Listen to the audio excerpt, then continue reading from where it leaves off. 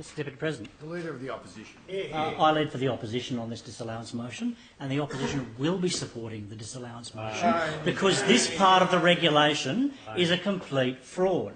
It's established by the government as a book entry. The fact is, this does not provide for significant additional resources to go directly to gas-affected communities.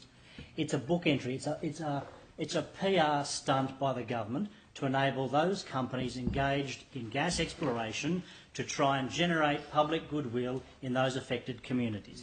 But let's be very clear about this.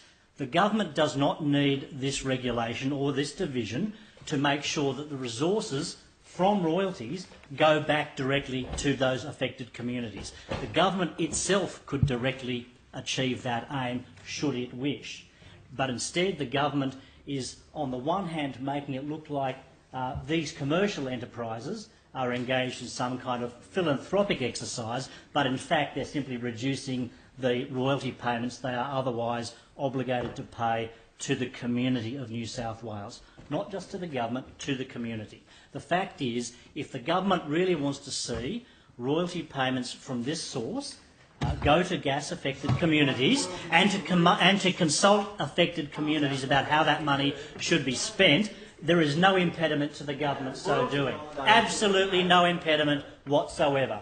But instead, this government has decided to engage in a device to enable companies to try and engage in softening up communities, because we know this government and the coal seam gas industry has made a complete hash of the gas policy of this state. A complete hash, absolutely made the whole industry completely toxic and unacceptable to large swathes of the community. And this is just a device to enable those companies engaged in this kind of activity to try and buy public goodwill.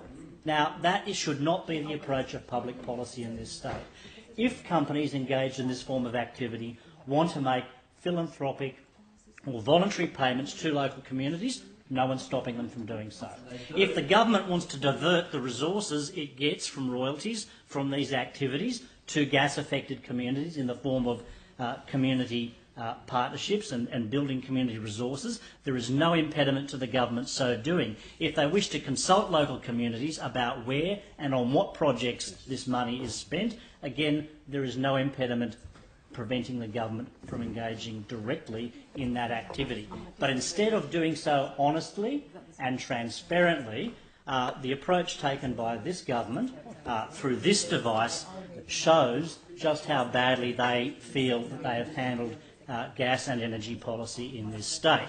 The fact is, these companies are getting a significant financial benefit by engaging in providing money into these partnerships, into this fund. The fund is, of course, administered by the government or by a government body, and the government could, of course, simply allocate the royalties it receives from this source to that fund itself, consult the local communities, and do so directly rather than engaging in this device. Royalties for the regions? Well, if only you would engage in a proper royalties for the regions program, perhaps there would be some more transparency around this, but this is simply a PR stunt and a fraud, and the government should not get away with it. The government should rethink its strategy and come up with a more open and transparent process for returning royalties and resources to those areas that are affected by gas exploration and extraction. They simply should not be allowed to get away with this stunt, because a stunt it is. So we feel that the government should have a rethink of its strategy, and it should provide the money that otherwise would go into this fund to those gas-affected communities. We don't have a policy objection to that process whatsoever, but you should do so openly, honestly and transparency, and not give a financial benefit to companies otherwise obligated to make royalty payments to the state and the community, because that's what this does. It simply enables companies to reduce their royalty payment obligations and generate community goodwill at the same time. Now, no one's stopping those companies engaging with those gas-affected communities. No one is stopping those companies from making a contribution to the general well-being of those communities in the way envisaged by the fund arrangements, and there is nothing stopping this government from doing that.